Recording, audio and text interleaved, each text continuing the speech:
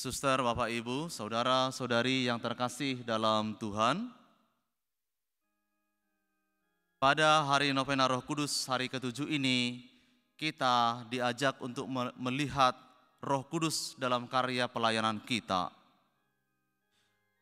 Bila kita merenungkan secara lebih mendalam, maka kita menemukan bahwa pelaku utama dari setiap karya pelayanan gereja itu adalah Roh Kudus.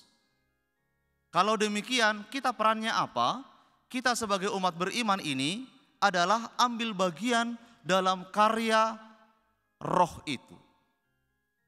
Sebagaimana kita tahu dalam kitab suci bahwa ketika Roh itu turun atas para rasul, maka Roh itulah yang membuka pikiran mereka untuk mengerti sungguh-sungguh apa yang menjadi kehendak Tuhan dalam diri mereka. Pada saat itulah seolah mereka baru tahu dengan sungguh-sungguh apa yang disabdakan, yang dibuat oleh Yesus selama bersama dengan mereka. Dan dari situ juga mereka tahu perutusan apa yang harus mereka lakukan. Kita tahu para saudara-saudari, sejak peristiwa itu, maka para rasul ini seolah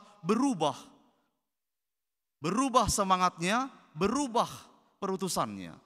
Mereka menjadi orang-orang yang begitu berani dengan lugas lantang untuk mewartakan tentang Yesus yang sengsara, wafat, dan bangkit.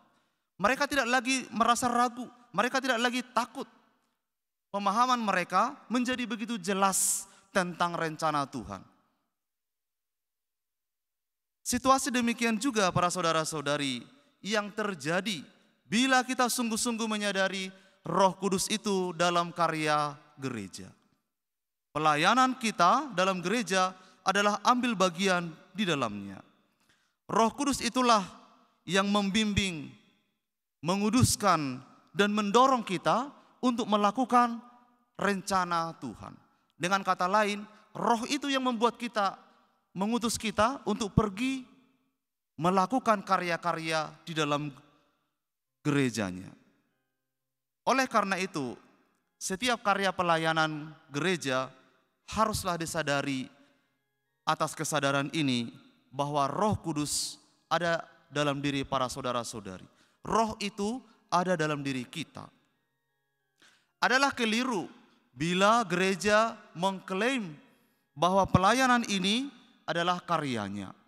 Baik karyanya secara komunal atau secara pribadi. Di mana gereja mulai mengklaim karya pelayanan itu sebagai miliknya, maka itu adalah langkah kekeliruan yang akan menghantar mereka bukan pada Allah. Saudara-saudari yang terkasih, dalam arti ini kita bisa mengerti kebenaran dari doa Yesus.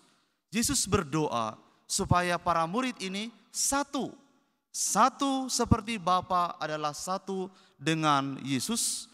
Yesus tinggal dalam Bapa, Bapa tinggal dalam Yesus, dan kesatuannya dengan Roh Kudus. Dengan kata lain, sederhananya adalah bahwa Allah ingin supaya karya-karya kita ini menghantar kita pada kesatuan dengan Tuhan. Orang-orang kudus selalu mengajar, bila karya itu adalah karya Roh, maka karya itu akan menyatukan umatnya. Karya itu akan menyatukan gereja. Karya yang ambil bagian dalam karya Roh Kudus itu selalu membuat kita satu, menghantar orang pada Tuhan. Kesatuan itulah saudara-saudari yang menjadi ukuran standar bagi kita melihat karya ini adalah otentik, ambil bagian dalam karya Roh Kudus atau karya kita sendiri. Ambisi sekecil apapun dalam karya pelayanan cenderung sekali untuk membuat perpecahan. Tetapi karya Roh Kudus itu akan selalu berorientasi pada kesatuan antara umatnya dengan Allah. Menghantar orang kepada Tuhan. Saudara-saudari yang terkasih, marilah kita semakin menyadari perutusan kita sebagai orang-orang yang diutus oleh Tuhan. Mari kita menyadari bahwa diri kita ini adalah baik Roh Kudus, di mana Tuhan, di mana Rohnya itu berdiam di sini. Di mana ada Roh, di situ ada kerinduan untuk berkarya. Di mana ada roh, di situ ada kerinduan untuk mewartakan Tuhan. Tuhan memberkati. Amin.